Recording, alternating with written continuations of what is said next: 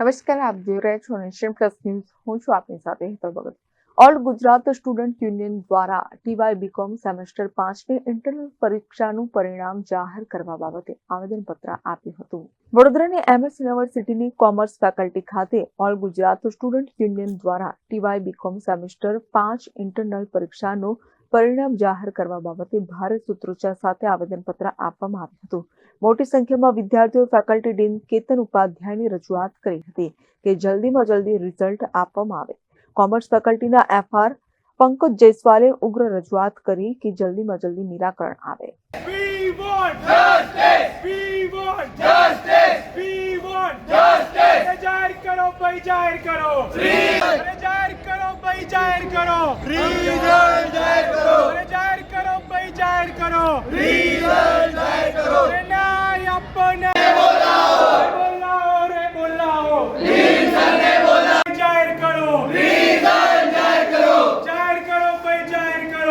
ટીવાય BCom semester 5ની external પરીક્ષા and semester પરીક્ષા 5મી ડિસેમ્બરના રોજથી શરૂ થવા જઈ રહી છે, પરંતુ હજુ સુધી ઇન્ટરનલ પરીક્ષાનું પરિણામ જે છે જાહેર કરવામાં આવ્યું નથી. ઇન્ટરનલ પરીક્ષાનું પરિણામ વિદ્યાર્થીઓને એક્સટર્નલ પરીક્ષાની તૈયારીઓ કરવા માટે ખૂબ જ જરૂરી હોય છે, ઉપયોગી હોય છે. જેથી ઇન્ટરનલ પરીક્ષાનું પરિણામ જાહેર કરવામાં આવે તે રજૂઆત આજરોજ ઓલ ગુજરાત સ્ટુડન્ટ યુનિયન એજીએસયુના કાર્યકર્તાઓએ ફેકલ્ટી ઓફ કોમર્સના ડીન સમક્ષ કરી છે. ફેકલ્ટી ઓફ કોમર્સના ડીન સર દ્વારા જણાવવામાં આવ્યું છે કે રીઇન્ટરનલ પરીક્ષા આવતીકાલે 28મી નવેમ્બરના રોજે સમાપ્ત થશે અને 1 ડિસેમ્બર સાંજ સુધી ઇન્ટરનલ અને રીઇન્ટરનલ પરીક્ષાનું પરિણામ જાહેર કરી દેવામાં આવશે. ડીન કેતન ઉપાધ્યાય દ્વારા જલ્દીમાં જલ્દી વિદ્યાર્થીઓનું રિઝલ્ટ આવી જશે તેવી બાંહેધરી આપી હતી. જે ટીવાય બીકોમ 5મા સેમેસ્ટરના વિદ્યાર્થીઓ છે તેમની સેમેસ્ટર એક્ઝામ 5મી ડિસેમ્બરથી શરૂ થનાર છે.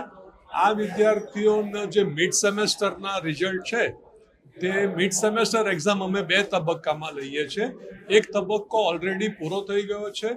95% વિદ્યાર્થીઓ તેમાં એપિયર થયા છે, એમના રિઝલ્ટ તૈયાર થઈ ગયા છે, એની ડેટા એન્ટ્રી પણ થઈ ગઈ છે.